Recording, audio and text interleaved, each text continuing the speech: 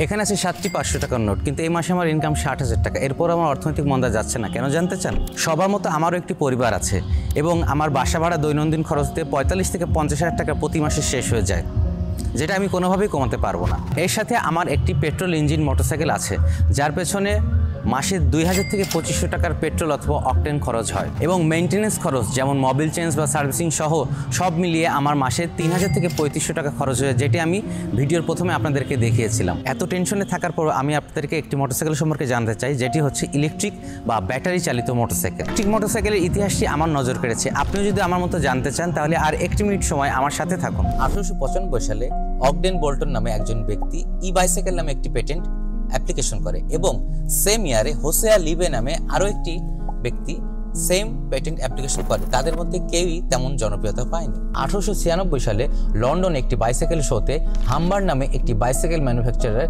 একটি ই-বাইসাইকেল এক্সিবিট করে, যেটির পেছনের চাকায় মোটর ছিল এবং এটি একটি ব্যাটারি স্টোরেজ ছিল। এবার 1911 সালে পপুলার মেকানিক নামে একটি কোম্পানি বাজারে নিয়ে আসে নতুন একটি ইলেকট্রিক মোটরসাইকেল, যেটি এক চার্জে 120 থেকে 160 কিলোমিটার রেঞ্জ পর্যন্ত চলতে পারত এবং এটি 3টি স্পিড কন্ট্রোলার ছিল। চলে আসি আমরা দ্বিতীয় বিশ্বযুদ্ধের সময়।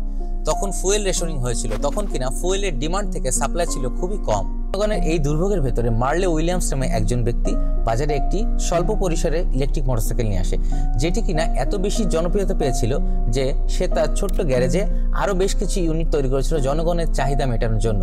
কিন্তু পরবর্তীতে দেখা যায় তার অর্থনৈতিক মন্দা চলার কারণে একটি মার্কেটিয়ার কোম্পানি এই প্রতিষ্ঠানটি কিনে নেয়, যেটি বর্তমানে পার্কার কর্পোরেশন নামে পরিচিত। লক্ষ্য করলে দেখা যায় 2017 সাল থেকে ইলেকট্রিক মোটরসাইকেল শিল্পের এক ব্যাপক আলোড়ন সৃষ্টি হয়। বিশ্বের সাথে তাল মিলিয়ে আমরাও বাংলাদেশে একটি নতুন ইলেকট্রিক মোটরসাইকেল আনতে যাচ্ছি, যেটির নাম হচ্ছে EBA এনহ্যান্সড ব্রাদার্স অ্যাসোসিয়েটস। আমাদের ভিন্নধর্মী ইলেকট্রিক মোটরসাইকেলের সব রকম ফিচার সম্পর্কে জানতে আমাদের পরবর্তী ভিডিও দেখার জন্য আমাদের পেজে ফলো দিয়ে এবং লাইক দিয়ে আমাদের সাথেই থাকুন। ধন্যবাদ। আসসালামু আলাইকুম।